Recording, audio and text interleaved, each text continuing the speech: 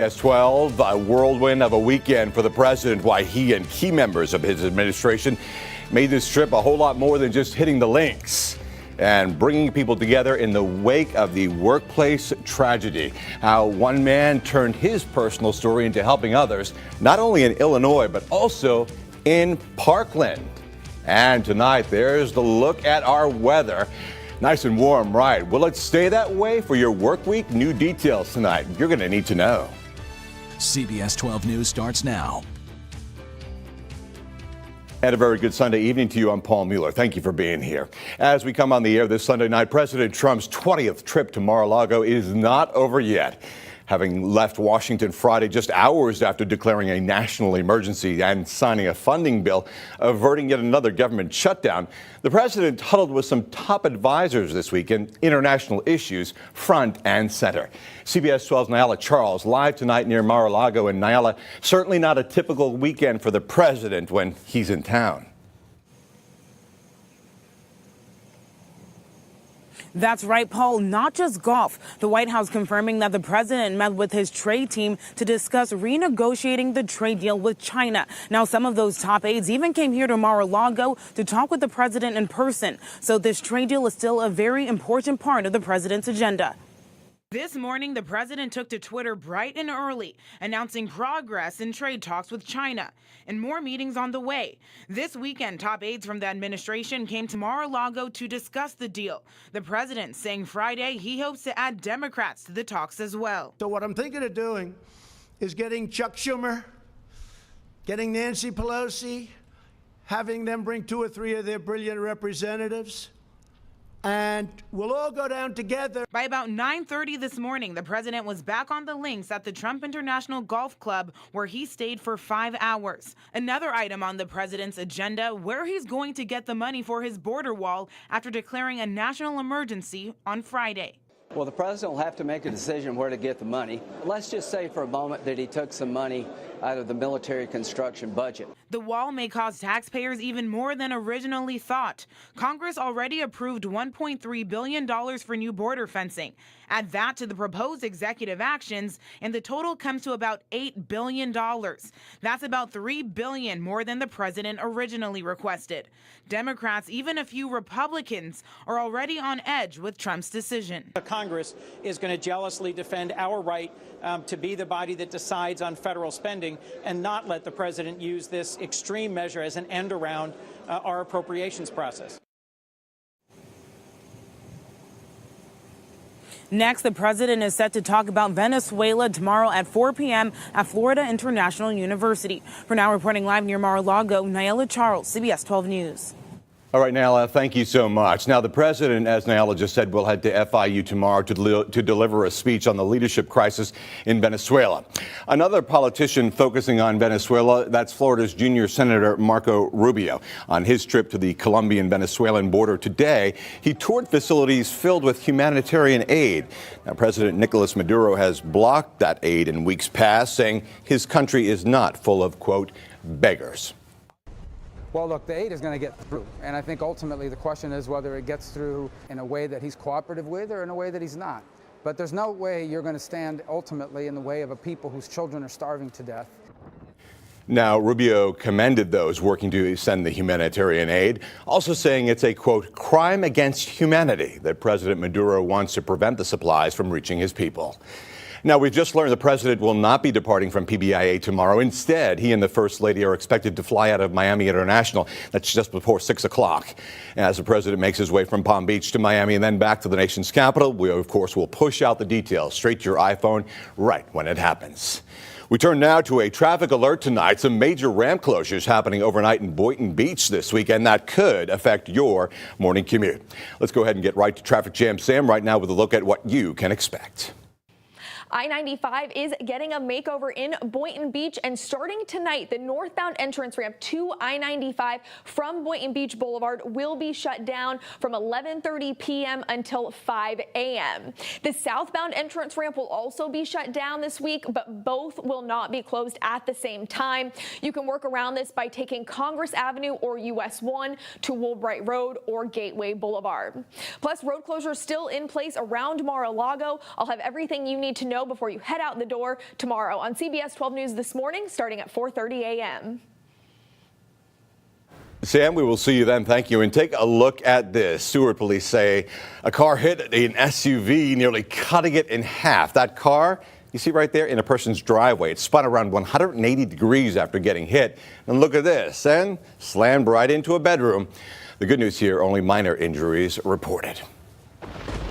Okay, after a beautiful Saturday and sunny in South Florida, we continue to have those warmer than normal temperatures. Look at this, 84 the high today. That is 7 degrees above the normal of 77 and only 4 degrees below the record of 87 out there. And right now, temperatures still pretty warm for this time of night. 77 in Boca, hello Boynton 71.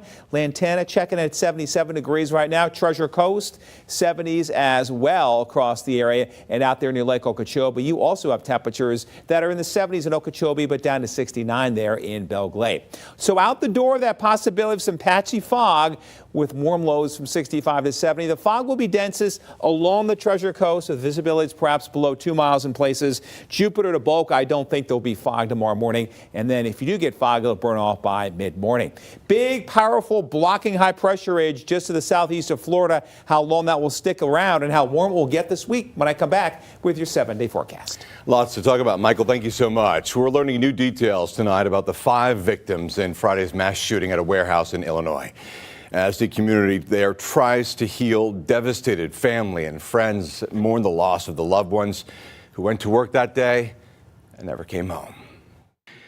Mourners prayed for the 5 people who lost their lives, what began as a typical Friday as they went to work.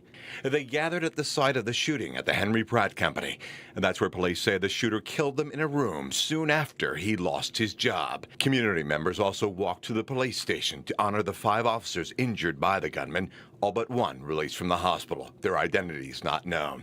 Now we're learning more about the victims. Trevor Weiner, a student intern studying human resources. Friday, his first day. Sadly, he was sitting in on the suspect's termination meeting. Josh Pinkard, the plant manager, a father of 3. His neighbors say he and his family just moved from Alabama last year. Russell Byer, a mold operator. His father telling the Chicago Sun-Times that his son, a union representative, had helped the suspect get rehired. Clayton Parks, the human resources manager, he'd recently become a father. Vicente Juarez, likely not in that meeting because he was a forklift operator. His daughter Diana frantically searching for him on Friday. I left, I called my dad, he wouldn't answer. I called my dad. I went to the emergency room asking them, do you guys have my dad? Nope. He's never gonna come home. Never. Now, 5 crosses outside Henry Pratt. They were made by Aurora resident Greg Zanis, who founded Crosses for Losses. He travels across the country delivering crosses and Stars of David at mass shootings like Parkland and Las Vegas. See, when this happens here in my town, I can't leave. I'm part of it. That's what I don't like. And in addition to the 5 lives lost, another employee shot 3 times survived. The company plans to open its doors tomorrow morning for any employees who want to come and grieve together. All right, let's go ahead and take a look at these letters of hope sent to the men and women of the Aurora Police Department. Cards, handwritten notes, heartwarming sentiments continuing to pour into the department. The police posting it on their Facebook page saying their continued condolences to the entire community. Looking ahead right now, the controversial murder trial for Newman Raja. Raja faces charges of manslaughter and attempted murder in the shooting and killing of musician Corey Jones. Jury selection is set to begin on Thursday. The Boynton Beach Police Department held an all-you-can-eat pancake breakfast for the community this morning, and the proceeds are going to different charities like the fire department sponsor. The chief says these kinds of events are really important to the community. We serve the community, we serve the public, and so it's good that they know what we do, why we do what we do, and how we do what we do. And they also need to know us personally so that they don't get that stranger danger feeling. Now, the chief says they will host another pancake breakfast later on in the year. Up next tonight, deputies to the rescue. What forced them to go into a burning building? And shocking revelations from a former federal prosecutor in the Trump-Russia probe. Why he says it's, quote, made up. Michael, this weather is certainly not made up. Paul, it's beautiful out here across South Florida with clear skies out there, warm temperatures, but we do have some rain in the forecast this week. Who gets the best chance for rain and when I come back with your 7-day forecast. Good evening, I'm Carlos Maecha from Azteca 48, and this week on Enfoque Noticias. The danger of driving in South Florida without license, how you can protect from illegal drivers. Plus, President Trump declares national emergency on the southern border, what that means for you and how it will affect our community. All this and more in your local Spanish TV station, Azteca 48. Thank you for watching.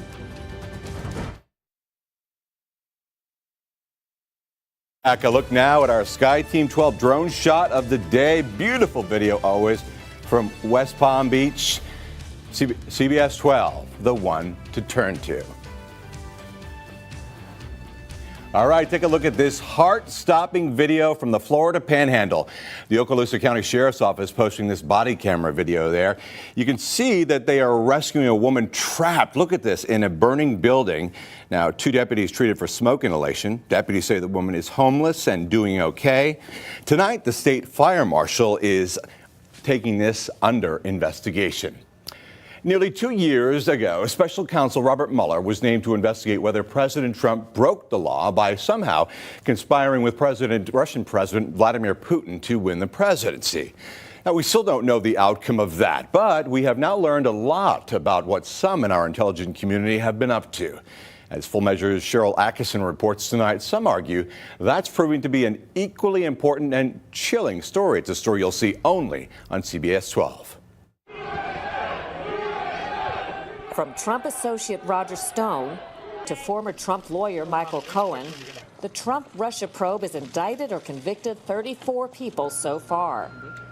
Meantime, former federal prosecutor Sidney Powell is making an explosive allegation that the entire Russia collusion narrative was made up. Crucial evidence, Powell claims, lies within these little reported court documents, where our intel agencies get lambasted by the lead judge in the secretive Foreign Intelligence Surveillance Court. She is taking the FBI to task for having given unlimited, unsupervised access to raw intelligence. So how could these little-known abuses factor into the Trump investigation? At the same time, the NSA and FBI Director James Comey's agency were documented as having committed surveillance abuses.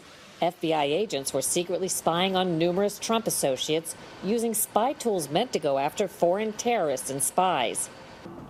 Liz Himpowitz is Director of Public Policy at the watchdog Project on Government Oversight. Congress has kind of been very comfortable giving the intelligence community a wide deference, and I don't think the intelligence community has earned that. Himpowitz adds that alleged surveillance abuses aren't new. Powell argues that neither the FBI nor Special Counsel Mueller, as ex-FBI director, can fairly investigate matters that intersect with allegations about their own agencies and colleagues. I think people might say, but so many people surrounding Trump have either pled guilty or been found to have done something else in the past. Doesn't that validify the investigation? Absolutely not unless we're going to revert to the practice of the KGB agent who said, find me the man and I'll find the crime to pin on him. Himpowitz has a slightly different take that Mueller's probe is important and so far has proven fair. After issuing her blistering comments in 2016, the Foreign Intelligence Surveillance Court judge required the Justice Department to devise new rules to better protect Americans' privacy. The court approved a proposal made by the Trump Justice Department in March 2017. For Full Measure, I'm Cheryl Atkinson. All right, Michael Ehrenberg is here now. We're going to hold court with Mother Nature. How about that? Yeah, a nice weekend, Paul, huh? It was a beautiful, beautiful weekend. Yeah. And the big thing is, though, the temperatures. It was warmer than usual. At least that's what I think. And is that true? Yeah, tomorrow, Paul, could be even warmer. Some parts of the year will be in the upper 80s. Upper 80s? Upper 80s, like at Wellington and Royal Palm Beach. Yeah, it's a little bit toasty for February. Wow, could be a beach day if you're not working, right? Yes, if you're lucky enough to be. Beach. There's the beach. How about that, Paul? If you're lucky enough to be off on President's Day, Definitely a beach day tomorrow like it was today. There's a Lake Worth Beach this afternoon. Folks were in the water.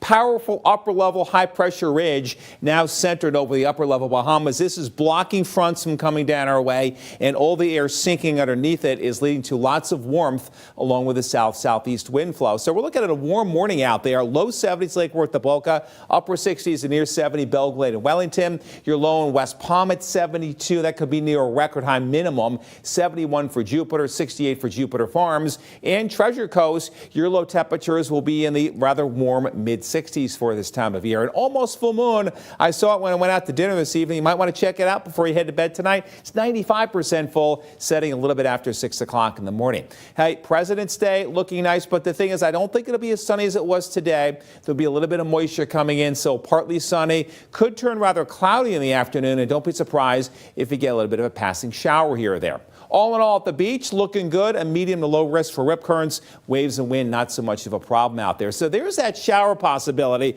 as a weak cool front moves into Central Florida and stalls out. Could be looking at a late day shower for parts of the area. We head on into your Tuesday. That front lifts north. A ton of sun, warm and dry, and so it goes for both Wednesday and Thursday. The sunshine will be persisting. High temperatures way above normal. The normal high 77 will be 85 tomorrow, and warmer inland and staying again well above normal into the 80s right on into next weekend.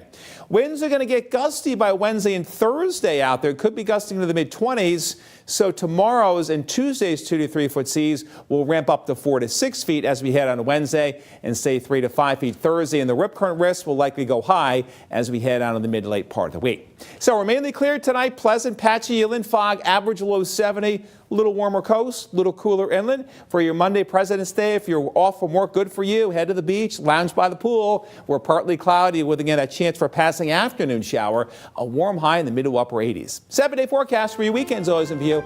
Not much change, folks. The best chance for rain will be tomorrow, but again, it's only 30% late in the day. Most of us will not get it. A little cooler, but staying warmer than normal. That gusty breeze coming our way late in the week. Have a great holiday and great week coming up. All right, Michael, thank you. And caught on camera tonight, what started out as a normal afternoon at a Las Vegas home, well, it quickly turned ugly. Take a look. 15-year-old Cecilia Celis nearly lost her 2-pound Yorkie Lulu to the talons of what she thinks. You see that thing right there? She thinks it was a hawk in her own backyard.